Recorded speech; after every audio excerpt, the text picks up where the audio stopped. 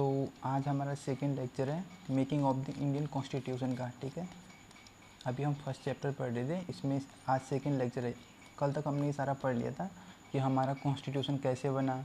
ठीक है, फिर वहाँ से अगस्त प्रस्ताव, क्रिस्प प्रस्ताव और फिर कैबिनेट मिशन आया था इंडिया में, तो वो सब हमने पढ़ लिया था। फिर हमने कंपोजिशन देख लिया था कि हमारा संविधान कैसे बना, जिसमें 389 टोटल मेंबर थे, फिर ब्रिटिश इंडिया से 296 थे। ठीक है, तो ये सब हमने पढ़ लिया था। फिर हमने उनका इलेक्शन देख लिया था कि इनडायरेक्ट होता है, ठीक है, और ये होता है ये proportional representation by single transparent vote. ठीक है, तो आज हम आगे बढ़ेंगे। ठीक है, तो आज हम देखेंगे डेट ऑफ एडॉप्शन। ठीक है, कि कौन सी चीज़ हमने कब ली थी।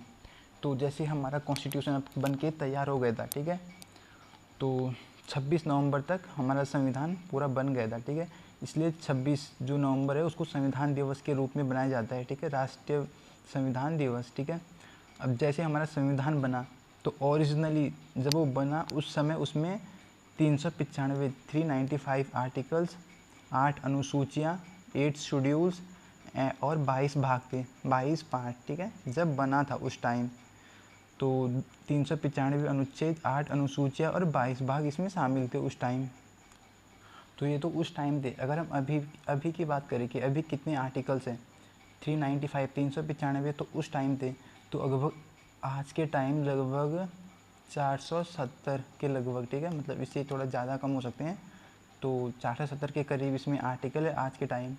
और अगर हम बात करें शेड्यूल की, आज की तारीख कितनी अनुसूचियाँ है, तो पहले 8 थी ओरिजिनली, लेकिन अब 12 है। ठीक है, और अगर हम पार्ट्स की बात करें कितने भाग है, तो पहले 22 थे और अब हो गए 25 भाग। ठीक है, तो ये उसका है।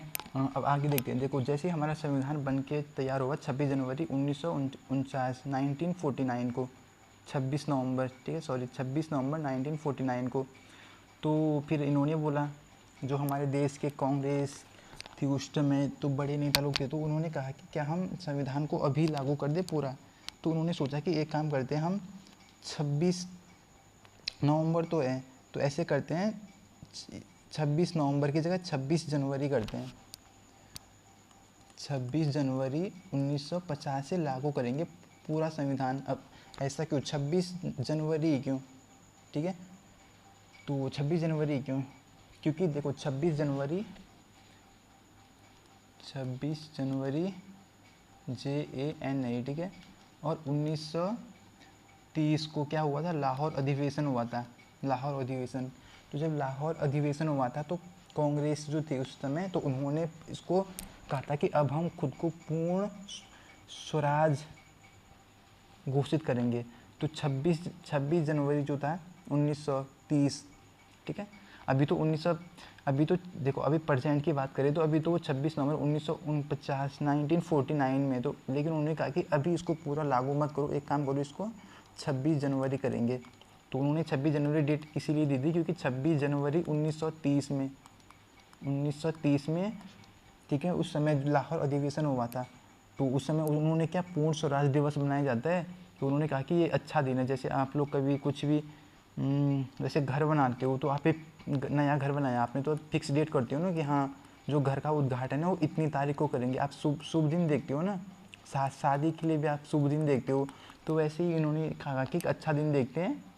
फिर इन्होंने देखा कि अब देखो 26 नवंबर तो हो ही गया है, तो एक काम करते हैं, अगले महीने 26 जनवरी को हम वो करते हैं, पूरा संविधान क्या लागू कर देंगे। लेकिन हमारा देश तब तक जो चल रहा था ना, ऐसा सुन था कि हमारा देश में तब तक सब और चीज़ें तो चल रही थी, देश में लोग रह रहे हैं, ठीक है, पुलिस है, कानून है, लोग रह रहे हैं, शहर चल रहा है, देश चल रहा है। तो कुछ ऐसी चीज़ थी जो उसी टाइम लागू करना ज़रूरी था। ठीक है, तो उन्होंने क्या किया, सिटीजनशिप, नागरिकता, इलेक्शन और प्रोविजनल पार्लियामेंट, मतलब कुछ ऐसी चीज़ें थी। ठीक है, यही नागरिकता, चुनाव और संसद, ठीक है, ये सब उसी दिन लागू कर दी थी। किस दिन? 26 नवंबर 1949 को कुछ चीज़ें, क्योंकि ये ज़रूरी थी ना, हमारे देश में लोग रह रहे थे, तो सिटीजन उसी दिन लागू करना ज़रूरी था, सिटीजनशिप। इलेक्शन, ठीक है, उसके बाद इलेक्शन करना था, तो इलेक्शन भी उसी दिन लागू कर दिया जब संविधान बन गया था 26 नवंबर 1949 को। तो उन्होंने कहा कि जितनी और चीज़ें बची हैं इसके अलावा तो उन्हें हम 26 जनवरी को कर लेंगे, ठीक है। हाँ, अब देख दो संविधान डेट ऑफ, हाँ तो देखो ये है ना यहाँ पे 26 जनवरी 1949 को लागू हुआ, ठीक है, पूर्ण स्वराज दिवस। हम पूरी तरह से इंडिपेंडेंस हो गए थे 26 जनवरी को, इसीलिए 26 जनवरी को आप स्कूल में जाते थे और लड्डू मिलते थे आपको, ठीक है। तो उस दिन क्या हुआ था, हम पूर्ण स्वराज बन गए थे, गणतंत्र दिवस बोलते हैं ना उस दिन, ठीक है। तो यही है कि उस दिन संविधान पूरा लागू हो गया था। और ये एक नोट है यहाँ पे इम्पोर्टेंट है कि जम्मू कश्मीर का संविधान जो लागू हुआ था वो 26 जनवरी 1957 को हुआ था। हमारा तो 1950 में हो गया था ना, 26 जनवरी 1950, लेकिन जो जम्मू कश्मीर का है वो हुआ था 26 जनवरी 1957 को। अब देखते हैं जो सिंबल है हमारा संविधान सभा का, वो सिंबल है हाथी, ठीक है, हाथी। तो ऐसे क्यों, आप सोचोगे कि हाथी क्यों, तो ऐसे समझ लेना कि जो हमारा संविधान है वो बहुत बड़ा है ना, देश का सबसे बड़ा संविधान हमारा है, सॉरी पूरे वर्ल्ड का, तो बड़ा है तो हाथी भी बड़ा होता है ना, तो हाथी इसका प्रतीक मान लो, ठीक है। तो ये ऐसे समझ लो। अब हमारे संविधान सब वो थी जो संविधान सभा, ठीक है, उसके संवैधानिक सलाहकार कौन थे, एडवाइज़र कौन थे, वो थे BN राव, ठीक है। और संविधान सभा के सचिव कौन थे, वो थे HVR अयंगर, ठीक है। और चीफ ड्राफ्टमैन वो थे SN मुखर्जी। और जो कैलीग्राफी थी, जो संविधान जिन्होंने अपने हाथों से लिखा था, वो थे प्रेम बिहारी, ठीक है। तो ये आप याद कर लेना और नोट कर लेना अपने उसमें, ठीक है।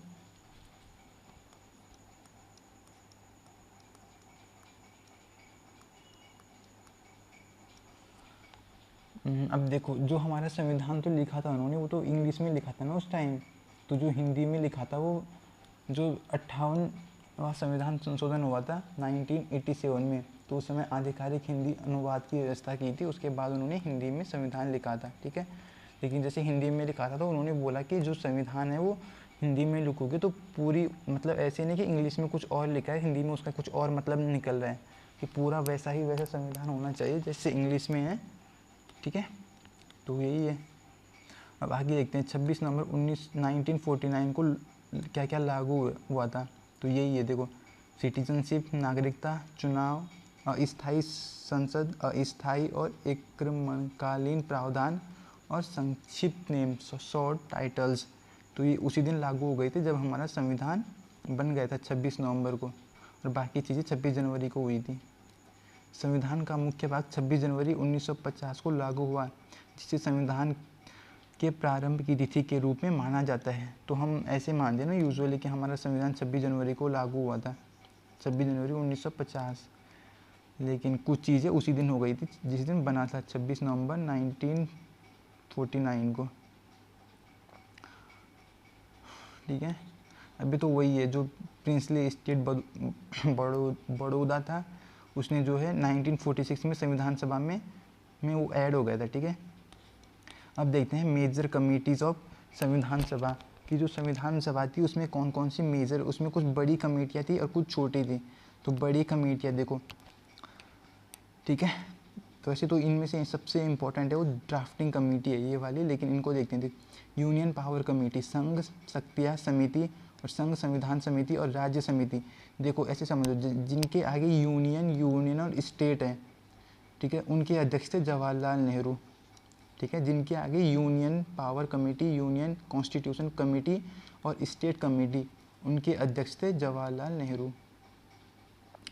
अब देखो सरदार वल्लभ भाई पटेल किसके थे, प्रांतीय संविधान समिति, ठीक है। और मौलिक अधिकार, देखो advisory committee on fundamental right, minorities and tribal. तो मौलिक अधिकार, अल्पसंख्यक और जनजातीय, इनके थे सरदार वल्लभ भाई पटेल। और 5 सब कमेटी थी इसकी, 5 उप समितियाँ। मौलिक अधिकार उप समिति अल्पसंख्यक में HC मुखर्जी। तो ये तो ऐसे है, बस आप ये वैसे ये इतना ही इम्पोर्टेंट नहीं है याद करना, लेकिन ये रख लेना जो जवाहरलाल नेहरू जो थे, जो यूनियन और स्टेट के थे, उनके जवाहरलाल नेहरू। और ये ड्राफ्टिंग कमेटी, और एक डॉक्टर राजेंद्र प्रसाद थे, रूल्स ऑफ प्रोसीजर और स्टीयरिंग कमेटी, संचालन समिति और प्रक्रिया नियम समिति, इनके अध्यक्ष थे जवाहरलाल नेहरू। अब सबसे इम्पोर्टेंट है प्रारूप समिति, ठीक है, इसके अध्यक्ष थे डॉक्टर भीमराव अम्बेडकर। ये तो बहुत इंपॉर्टेंट है, ये तो लगभग हर एग्ज़ाम में अब तक पूछा गया है, ठीक है, कि जो प्रारूप समिति के वो मेंबर थे वो कौन थे। तो इसमें टोटल 7 मेंबर थे, 7 सदस्य थे, उनमें से जो अध्यक्ष थे वो डॉक्टर भीमराव अम्बेडकर थे। तो इसके जो मेंबर थे वो डॉक्टर भीमराव अम्बेडकर इसके अध्यक्ष थे। बाकी गोपाल स्वामी अय्यर, ठीक है, ए Krishna Swami Iyer, K M Munshi, M D Saadulla, Madhav Rao और टी टी कृष्णाचारी, ये 7 इसके मेंबर थे ड्राफ्टिंग कमेटी के, ठीक है। तो ठीक है, आज के लिए इतना ही शायद, हाँ आज के लिए बहुत, या फिर हम ये भी कवर कर लेते हैं अभी कि संविधान सभा की मुख्य विशेषताएं क्या थी। जो हमारा भारतीय संविधान है जो उसकी मुख्य विशेषताएं, तो इसको शॉर्ट में याद कर लेते हैं, ठीक है। हमारा जो संविधान है वो सबसे लंबा लिखित संविधान है, सबसे बड़ा, ठीक है। क्यों? क्योंकि हमारा जो हमारी मतलब हमारा देश भी बड़ा है, उसकी जियोग्राफिकल बाउंड्रीज बड़ी है, ठीक है। और भारत एक क्या है, मतलब डाइवर्सिटी है भारत में, कुछ लोग उत्तर में रहते हैं, दक्षिण में अलग, पूर्व में अलग, ठीक है। तो फिर कुछ हिस्टोरिक फैक्टर भी है, जैसे वो गवर्नमेंट इंडिया एक्ट 1935 आया था, ठीक है। अब हमारा और रीज़न है कि एक ही संविधान है हमारा, जो हमारे राज्य है और जो हमारा केंद्र है उनके लिए एक ही संविधान है, ठीक है। हाँ, और विधि विशेषज्ञों का प्रभुत्व, तो ये तो ऐसी है। एक तो ये संविधान सभा की विशेषता है। दूसरा है विभिन्न स्रोतों से लिया गया है, मतलब हमारा जो संविधान बना है वो हमने 50-60 जब देशों का संविधान देखा तब जाके हमने अपना संविधान बनाया था, ठीक है। तो हमने अलग अलग, जैसे हमने ये देखो यहाँ पे लिखा होगा, जैसे हमने फंडामेंटल राइट लिए थे अमेरिका से, ठीक है। और जो DPSP है, राज्य के नीति निदेशक सिद्धांत, वो हमने लिए थे आयरलैंड से, ठीक है। तो इसीलिए ये ठीक है, हमारा संविधान जो है कठोर भी है, लचीला भी है। जैसे अमेरिका का संविधान क्या है, कठोर है, और ब्रिटेन का क्या है, फ्लेक्सिबल है, लचीला है। तो हमारा क्या है, हमारा दोनों का मिश्रण है। चौथा है भारतीय संघात्मक प्रणाली में एकात्मक झुकाव, फेडरल सिस्टम विद यूनिटरी बाइस। जो हमारा संविधान है ना, उसमें जो ये हमारा भारत है, तो इसमें जो राज्य है इनको कम पावर दी गई है, जो भारत केंद्र सरकार है उसको ज़्यादा पावर दी गई है, ठीक है। तो ये एकात्मक, जो हमारा जो सेंट्रल है, यूनिटरी है, जो उसकी तरफ बायस है, मतलब ठीक है, सेंट्रल को ज़्यादा पावर दी गई है और स्टेट को कम दी गई है, ठीक है। बाकी ये तो नोट्स है जो इन्होंने, जैसे KCVR ने बोला था कि जो भारतीय संविधान है वो federal in front but unitary in spirit, quasi federal है, एकात्मक की ओर झुकावेबल। फिर उन्होंने बोला था बारगेनिंग फेडरलिज्म है, किसने, मॉरिस जोन्स ने, ठीक है। बाकी ये तो ऐसी, मतलब देख लेना आप एक बार किसने क्या बोला था, ठीक है। तो इसीलिए बोला था क्योंकि हमारे सेंट्रल को जो पावर ज़्यादा दी गई थी। अब संसदीय प्रणाली की सरकार, मतलब जो हमारा पार्लियामेंट्री फॉर्म ऑफ गवर्नमेंट है, ठीक है।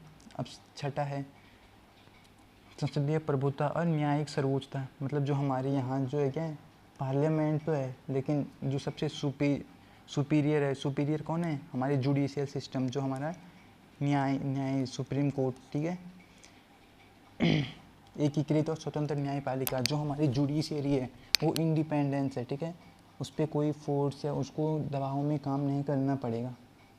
मौलिक अधिकार भी है इसमें, फंडामेंटल DPSP भी है और फंडामेंटल ड्यूटीज़ भी है, इसलिए ये बड़ा है। ये हमारी मुख्य विशेषता है हमारे संविधान की। सार्वभौमिक वयस्क मताधिकार, ठीक है, मतलब जो 18 साल के हो जाओगे आप तो आप वोट दे सकते हो, ठीक है। एकल नागरिकता है, सिंगल सिटीजन है, हमारे पास एक ही नागरिकता है, हमारे सिर्फ सेंट्रल के पास नागरिकता है, स्टेट के अलग से नागरिकता नहीं लेनी पड़ती, ठीक है। एमरजेंसी प्रावधान है, अगर कोई हमारे देश पे अटैक हो गया या फिर हमारे देश के पास पैसा नहीं है तो हमारे पास एमरजेंसी प्रावधान है, ठीक है। 3 ट्राई गवर्नमेंट है, 3 स्तरीय सरकार, सेंट्रल लेवल पे, स्टेट लेवल पे और लोकल लेवल पे। सहकारी समितियाँ है, बहुत सारी लोकल बॉडीज़ है जो आपस में काम करती है, ठीक है। सेकुलर स्टेट है, मतलब बहुत सारे धर्म मिलकर रहते हैं, ऐसे नहीं कि बस हिंदू रहेंगे, हिंदू मुस्लिम सिख सब रहेंगे मिलके, ठीक है। और ये तो उसके बारे में कि भारत का संविधान धर्मनिरपेक्ष है, इसलिए यह धर्म विशेष को भारत में हम को आमतौर पर मान्यता नहीं देते हैं, ठीक है। अब इसमें एग्जाम्पल देगी कहाँ कहाँ पे हम धर्म के बारे में बोला है कि हाँ धर्म हमारे देश में सेकुलर स्टेट होगा, सारे धर्म जैसे ये, ठीक है। आर्टिकल 14 किसी भी व्यक्ति को कानून के समक्ष समान है, ठीक है, चाहे वो किसी भी धर्म से हो, धर्म के नाम पर किसी पर भेदभाव नहीं किया जाएगा, आर्टिकल 15 में है, ठीक है। तो ये सेकुलर स्टेट की डेफिनेशन है, ठीक है। अब हम ये देख लेते हैं, देखो ये तो पार्ट्स, ये भाग है, जैसे 22 भाग है ना हमारे कॉन्स्टिट्यूशन में। तो फर्स्ट में संघ एवं उसका राज्य क्षेत्र, फिर सेकंड में सिटीजनशिप नागरिकता, फिर तीसरे में मौलिक अधिकार, चौथे में राज्य के नीति नीतिजक सिद्धांत, ठीक है। फिर चौथे के ए में मौलिक कर्तव्य, फिर पाँचवें में संघ सरकार जिसमें से कार्यपालिका, संसद, राष्ट्रपति की विधायिका शक्ति, ये सब आते हैं। छठे में राज्य सरकारें हैं, ठीक है। सातवें में संबंधित राज्य, जो हमारे राज्य है उनमें जो पहली अनुसूची के खंड है। फिर आठवें में संघ राज्य क्षेत्र, ठीक है। फिर नौवें में पंचायत, नौवें के फर्स्ट में नगर पालिका, सेकंड में सहकारी समिति, 10वें में अनुसूची जो और जनजातीय क्षेत्र। तो ऐसे ही इसमें 22 है, आप देख लेना, ठीक है।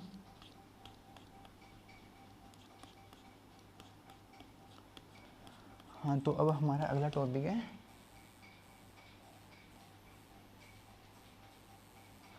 कि सोर्स ऑफ इंडियन कॉन्स्टिट्यूशन, हमने कहाँ से क्या लिया था, ठीक है। तो ये हम नेक्स्ट लेक्चर में कवर करेंगे। आज के लिए इतना ही, थैंक यू। कमेंट कर लेना ज़रूर।